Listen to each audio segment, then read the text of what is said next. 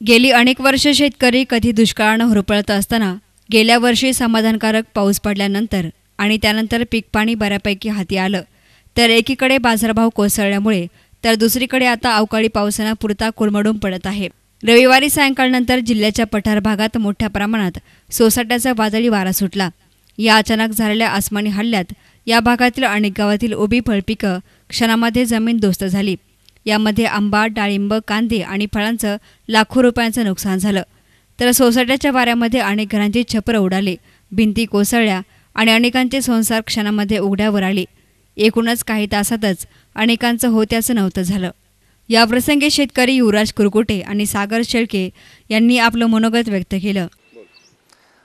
काल अचानक झालेल्या बोटा येथे झालेल्या चक्रीय वादळामध्ये आमच्या गावातील आम्ही जिथे राहतो त्या घराचं पूर्ण छत उडून गेलं असता त्यासोबत घराच्या तुळईला झोळीमध्ये बांधलेली माझी मुलगी तीही त्या वादळाबरोबर उडून गेली आणि तिच्या डोक्याला मार लागला असून डोक्याला तिच्या 8 टाके पडले आहेत। ती सध्या आळेफाटा येथील साई सिद्धी हॉस्पिटलमध्ये ॲडमिट आहे। त्यामुळे आज आमच्या कुरकुरवाडी या गावामध्ये अचानक आलेल्या वादळामुळे मोठ्या प्रमाणावर डाळिंब, आंबा यांचं मोठ्या प्रमाणावर नुकसान झालेलं आहे। प्रथमतः पहिलाच शेतीमालाला कोणत्याही प्रकारचा भाव नसताना आम्ही इकडून तिकडून पैसे जमा करून कर्ज करून आम्ही हा माल पिकवला आहे। त्यात ह्या नैसर्गिक आपत्तीमुळे मोठ्या प्रमाणावर आमच्या आंब्यांचं नुकसान झालेलं आहे, डाळिंबाचं मोठ्या प्रमाणावर नुकसान झालेलं आहे। याची सरकारने गंभीर दखल घेऊन पंचनामा करून आमचा योग्य तो आणि जास्तीत जास्त मोबदला शेतकऱ्याला देण्यात यावा ही आमची नम्र विनंती आहे। इतर कोणत्याही मालाला बाजारभाव या सरकारच्या काळामध्ये नाही आहे आणि अशा प्रकारचे जर आपत्ती येत राहिली तर शेतकऱ्याला जगणं मुश्किल झालेलंच आहे आणि असं झालं तर शेवटी आत्महत्येशिवाय शेतकऱ्यांना आज पर्याय राहिलेला नाही। तरी सरकारने याची योग्य ती दखल घेऊन योग्य तो मोबदला शेतकऱ्यांना द्यावा ही नम्र विनंती। संगमनेर तालुक्यातील बोटा, घरगाव, आंबीदुमाला, अकलापूर या परिसरात मोठं नुकसान झालेलं दिसून येते।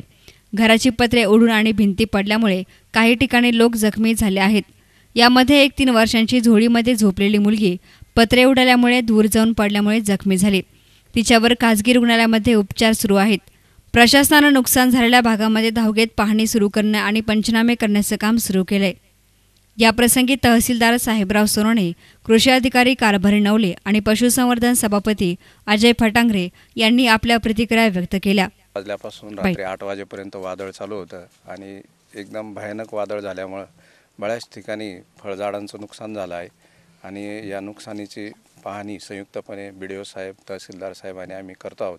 तर फळझाडांच्या नुकसानीच्या बाबत जी काही फळं आहेत ती फळं वाऱ्याने तुटून खाली पडलेली आहेत आणि त्यामुळं बऱ्याचशा ठिकाणी बागांचं नुकसान आहे। मेजर क्रॉप आता फळबागांचा असल्यामुळे फळबागांची मोठी नुकसान दिसते। तर या नुकसानीच्या बाबतीत सर्वे करायचे आदेश आमच्या स्थानिक ग्राम पातळीवर जे कृषी सहाय्यक आहे त्यांना आपण देत आहोत आणि सर्व याचा सर्वे करून त्यानंतर आपण त्याचे पंचनामे वगैरे करत आहोत। बऱ्याच गावांमध्ये वादळी वाऱ्यामुळे मोठ्या प्रमाणावर नुकसान झाल्याच्या घटना घडलेल्या आहेत। या पार्श्वभूमीवर आज 1 मे महाराष्ट्र दिनाचा कार्यक्रम संपल्यानंतर काही स्थानिक लोकप्रतिनिधी, तालुका कृषी अधिकारी, BDO यांच्या समवेत या भागामध्ये काही गावांमध्ये प्रातिनिधिक स्वरूपात पाहणी केली असता बऱ्याच ठिकाणी घरांचं मोठ्या प्रमाणावर नुकसान झाल्याच्या बाबी आढळलेल्या आहेत।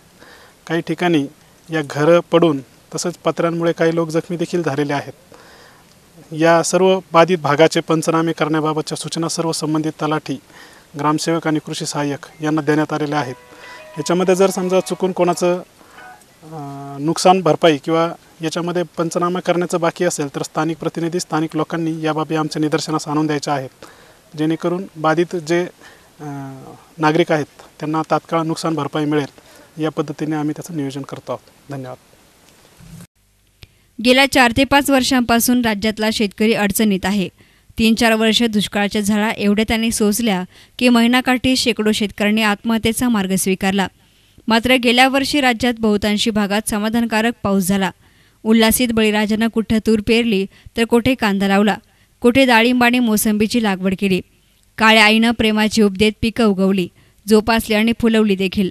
आता यावर्षी नक्की अच्छे दिन येणार या आशेवर असलेल्या बळीराजाची मात्र सुलतानी आणि आसमानी संकटांनी पुरती पुन्हा एकदा वाट लावली। तूर आणि कांद्याला भाव नाही, अर्धवट बहरलेल्या फळशेतीला पाणी नाही आणि आता उरली सुरली कसर आसमानी संकटाने पूर्ती करत उभ्या फळबागा जमीनदोस्त होण्याने पीक आणि घरांबरोबरच बळीराजाही कोसळत आहे. आता यात सरकारची नुकसान भरपाईची मिळणारी मदत त्याला उभारी देणारी असेल की पुन्हा त्याची चेष्टा करून आत्महत्येची वाट धरायला लावणारी असेल, यावरच आता बळीराजाचं भवितव्य ठरणार आहे. News reporter Nitin Shelke, S nine media, Sangamner.